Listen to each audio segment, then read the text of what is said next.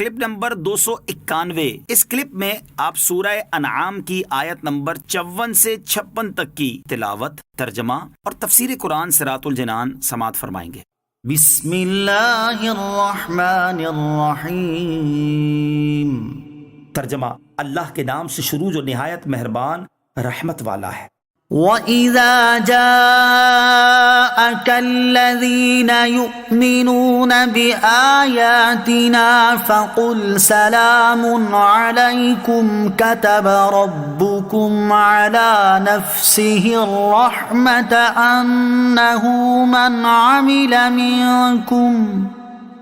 أنه من عمل منكم سوءا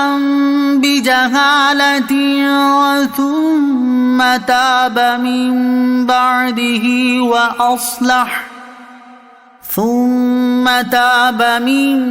بعده وأصلح فأنه غفور رحيم۔ ترجمہ، اور جب آپ کی بارگاہ میں وہ لوگ حاضر ہوں جو ہماری آیتوں پر ایمان لاتے ہیں تو ان سے فرماؤ، تم پر سلام، تمہارے رب نے اپنے ذمہ کرم پر رحمت لازم کر لی ہے کہ تم میں سے جو کوئی نادانی سے کوئی برائی کر لے پھر اس کے بعد توبہ کرے اور اپنی اصلاح کر لے تو بے شک اللہ بخشنے والا مہربان ہے۔ وَإِذَا جَاءَكَ الَّذِينَ يُؤْمِنُونَ بِآيَاتِنَا،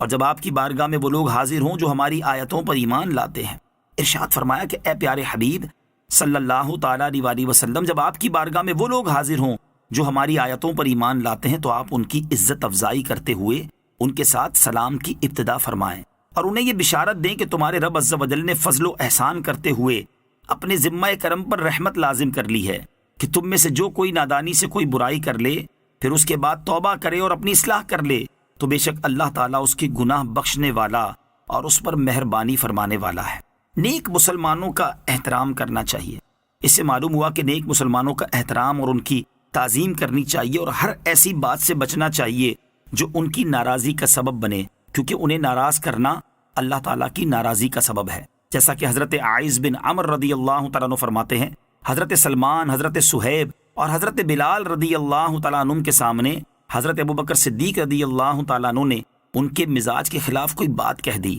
پھر حضرت ابوبکر صدیق نے حضور اقدس صلی اللہ تعالیٰ علیہ وسلم کی بارگاہ میں حاضر ہو کر آپ کو اس کی خبر دی۔ آپ صلی اللہ تعالیٰ علیہ وسلم نے ارشاد فرمایا، اے ابو بکر رضی اللہ تعالیٰ عنہ، شاید تم نے انہیں ناراض کر دیا، اگر تم نے انہیں ناراض کر دیا تو اپنے رب عز و جل کو ناراض کر دیا۔ پھر حضرت ابو بکر رضی اللہ تعالیٰ عنہ ان کے پاس گئے اور کہا، اے میرے بھائیوں، میں نے تم کو ناراض کر دیا۔ انہوں نے کہا، نہیں اے بھائی، اللہ تعالیٰ آپ کی مغفرت فرمائے۔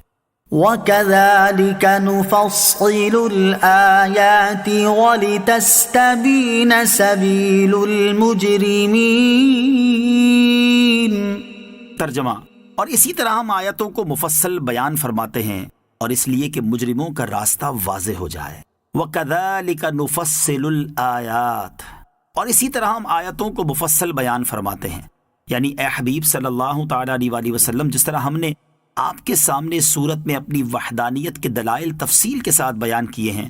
ہم اسی طرح اپنی حجتوں اور دلائل کو مفصل بیان فرماتے ہیں، اور ہم قرآن مجید میں اطاعت گزاروں، گناہ کے بعد توبہ کر لینے والوں کے اوصاف اور گناہ پر اڑے رہنے والوں کی صفات بیان کرتے ہیں تاکہ حق ظاہر ہو جائے اور اس پر عمل کیا جائے، اور اس لیے یہ چیزیں بیان کرتے ہیں کہ مجرموں کا راستہ اور ان کا طریقہ واضح ہو جائے تاکہ اس سے بچا جائے۔ اخروی کامیابی تک پہنچانے والے راستے پر چلنے کی ترغیب۔ اس سے معلوم ہوا کہ آدمی کو چاہیے کہ وہ فلاح و کامیابی کے راستے پر چلے اور وہاں تک پہنچے جہاں نیک لوگ پہنچے، اور اس کا سب سے بہترین راستہ فوری طور پر اپنے سابقہ گناہوں سے توبہ و استغفار کرنا اور آئندہ کے لیے نیک اعمال کرنا ہے۔ امام محمد غزالی رحمۃ اللہ تعالی علیہ فرماتے ہیں، زندگی کی ہر گھڑی بلکہ ہر سانس ایک نفیس جوہر ہے جس کا کوئی بدل نہیں۔ وہ اس بات کی صلاحیت رکھتا ہے کہ تجھے ابدی سعادت تک پہنچا دے اور دائمی بدبختی سے بچا لے، اس لیے کہ اس سے زیادہ نفیس جوہر اور کیا ہو سکتا ہے۔ اگر تم اسے غفلت میں ضائع کر دو گے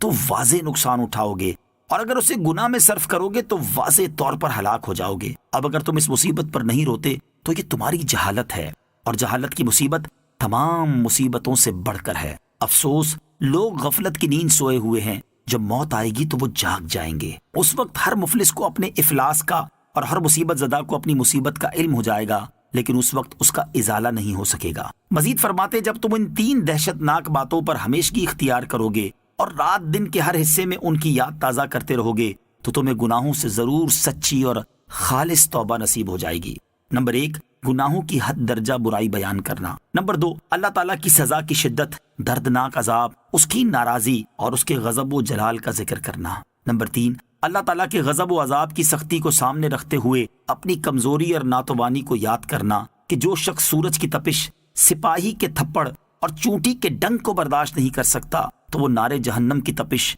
عذاب کے فرشتوں کے کوڑوں کی مار، لمبی گردنوں والے بختی اونٹوں کی طرح لمبے اور زہریلے سانپوں کے ڈنک اور خچر جیسے بچھوؤں کے ڈنک کیسے برداشت کر سکے گا؟ قل إني نهيت أن أعبد الذين تدعون من دون الله قل لا أتبع أهواءكم قد ضللت إذا وما أنا من المهتدين۔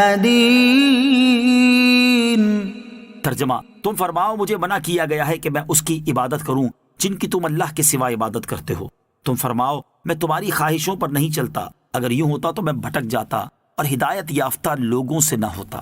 قل انی نہیت،